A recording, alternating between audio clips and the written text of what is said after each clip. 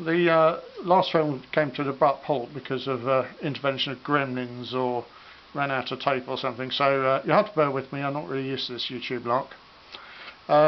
Anyway, to continue, the FPV side of things, one of the problems with taking cine film from within the turret is depth of field, i.e. having the interior of the turret as in focus as the outside world. That's affected by the availability of light. So if it's nice and bright inside the turret, everything will be in focus inside and out. If, on the other hand, it's relatively dark in the turret, then depth of field will become a major issue, and inside the turret will not be in focus when the outside is, or vice versa. So to that end, I adopted to use the relatively brighter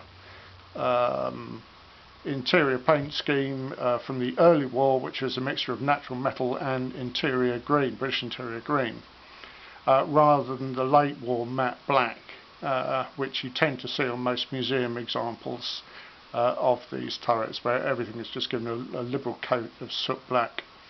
So there's also a certain amount of interior lighting, the aim being to again create some light within the turret. So this here is a spotlight. There's a grain of wheat clear bulb in there which will help illuminate it. There's also an overhead light out of shot just below the arch there.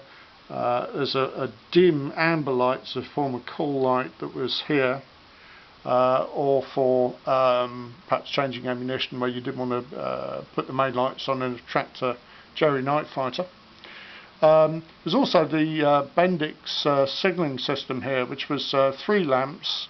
These are grain of rice bulbs, and I had to basically perforate the tube so the bulb goes in from the back through the tube and comes out the front and looks like the sort of miniature bulb. So I had to get a bit creative with that. There's 3 lamps there, 1 blue, 1 amber, 1 red. And crews figured out what those meant amongst themselves, but basically it ran on the following system. Blue was check your intercom lead perhaps, blue fashioned twice might mean something else. A message with the amber light was more serious, the amber light was brighter than the blue. That might indicate there's a serious problem, stand by for orders. And the final one, the red one, was typically reserved for absolute emergencies like bail out. So it essentially meant leave now. All these lamps will operate probably on a 6-volt battery system.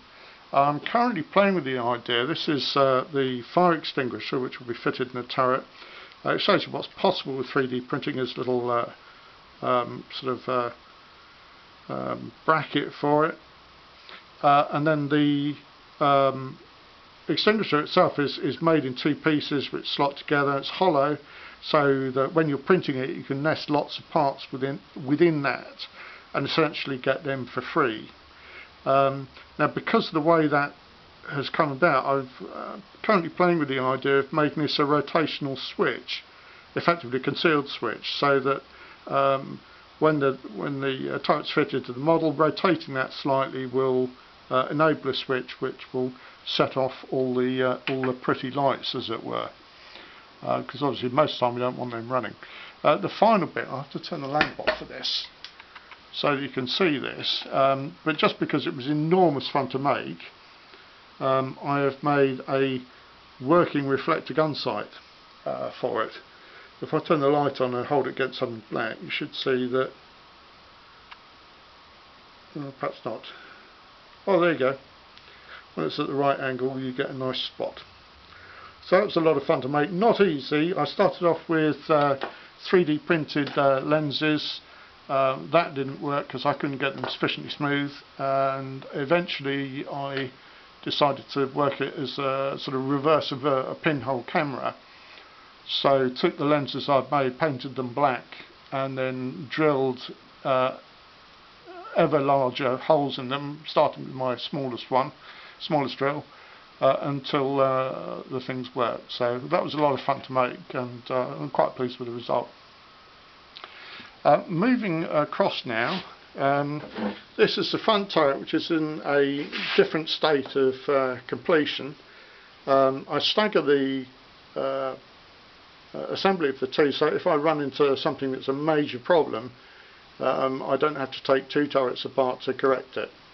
So as I find the correct way of putting this together, and it's not all that straightforward, then I'll carry on with the second turret.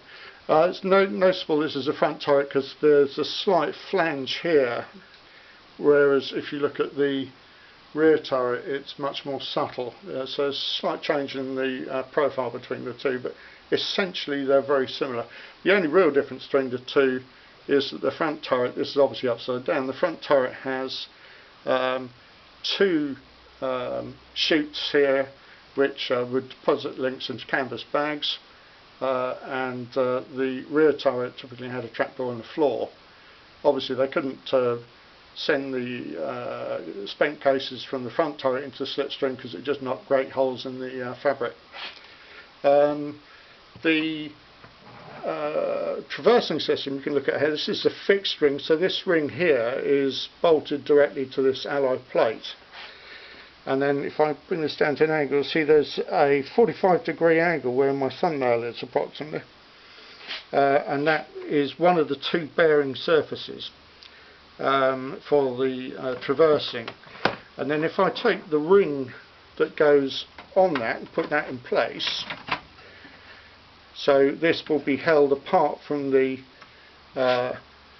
moving ring by bearings. There's also a second bearing race around the periphery of this, and then finally this ring will be tightened down over the two to keep all the bearings in place, it says here. Finally, if you look, you'll see two pegs left and right. Those pegs, when the thing is fully assembled, as it traverses, those pegs operate in the same manner as the elevation and depression cams to prevent the turret from rotating well, probably much beyond 100 degrees left and right of straight ahead. So I don't want the turret colliding with the fuselage, so they're there again as a failsafe. I think that probably concludes everything I want to say about the turret. I'll just give you a sort of wander around so you can see what's involved. This is the rear turret, so you've got the single chute for the spent cases. Seat, spotlights. These little leather stitched handles are what the gunner would pull himself into the turret with. Anything else he tried to grab hold of to pull back in would probably bend or break something in the turret, so it's a very particular way they had to get in and out. This here is a little mounting for a cine camera, which was sometimes fitted.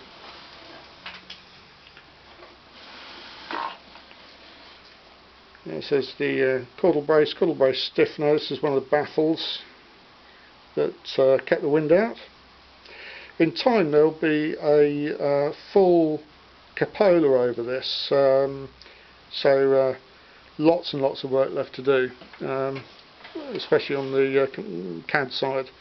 I'm using Autodesk Fusion 360, which is a spectacular program for this sort of work, and the only program that's free that I've found is worth a damn. So there you go, a little recommendation for you. The whole turret itself took around about 3 years to draw, lots of research, test assemblies, things that had to be redesigned because they didn't work. So it's been a sort of a major project in its own right. Anyway, there you go. That's it for now, I think.